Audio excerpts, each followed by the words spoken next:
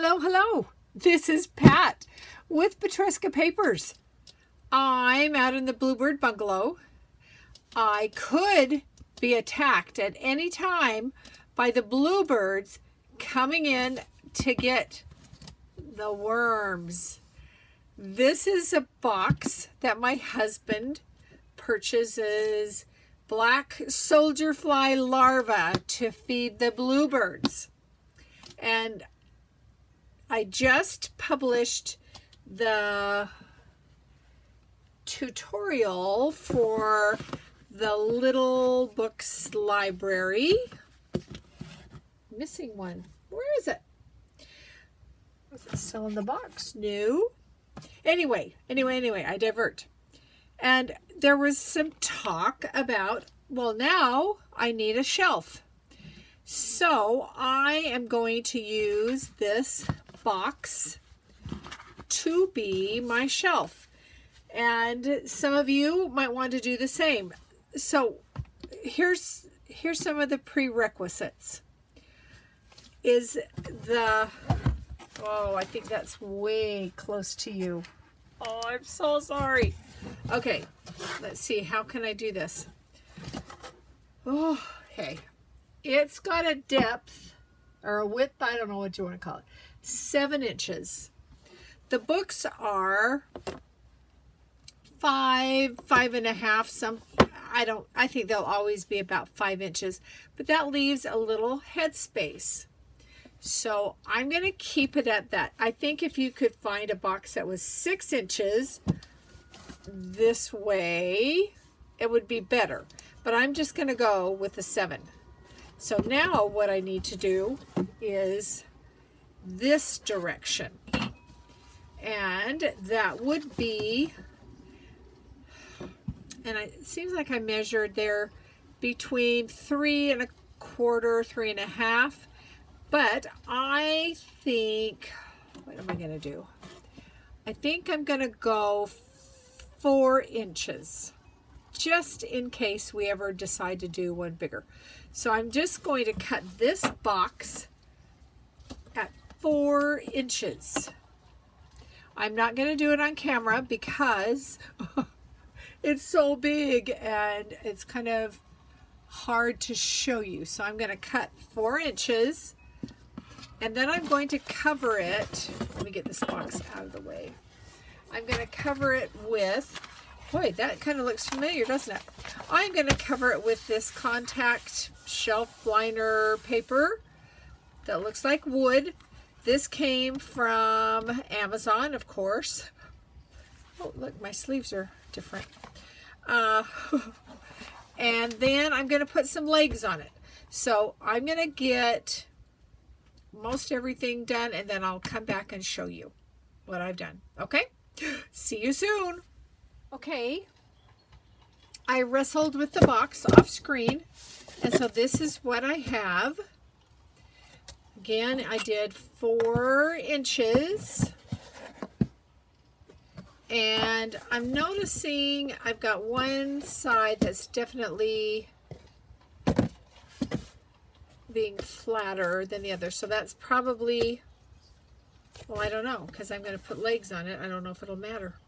Anyway, let me show you the little books will sit in. They'll have a bit of head space, and they'll have some front space. Let's turn that around like that. You can't see it standing up, but they'll stand up a little further to the forward, and then they'll have a little space behind that you can hide things.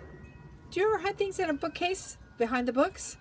It's a great place, especially if your kids never take the books out to read, like mine. Okay, or at least they never told me that they found things. I am now going to work on the back of it, and I'm just not sure that I'm not going to take these flaps out so it's more of a flat back. So anyway, I'm going to wrestle again, and then I'll come back and give you an update. I have cut off these inside flaps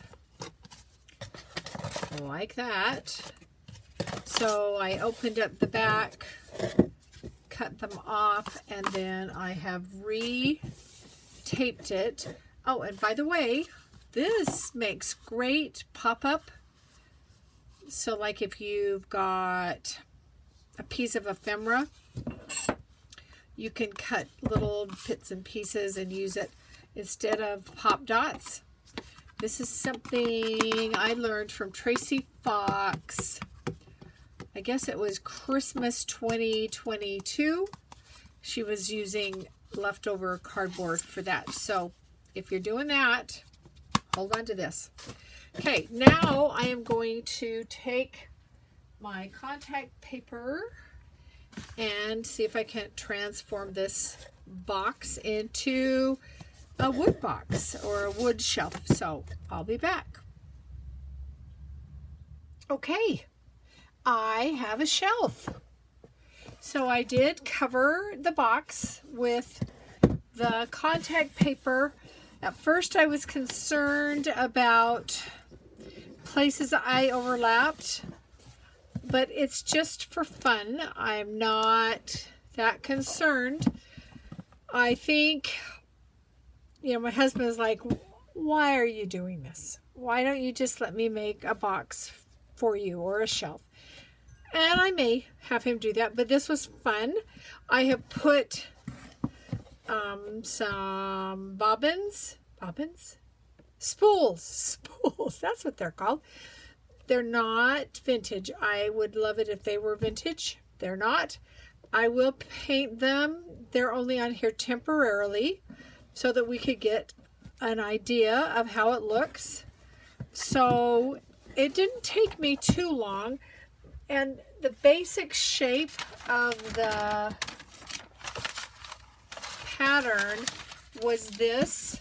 So I wrapped these around inside, this around. Then I did need to do some touch-up.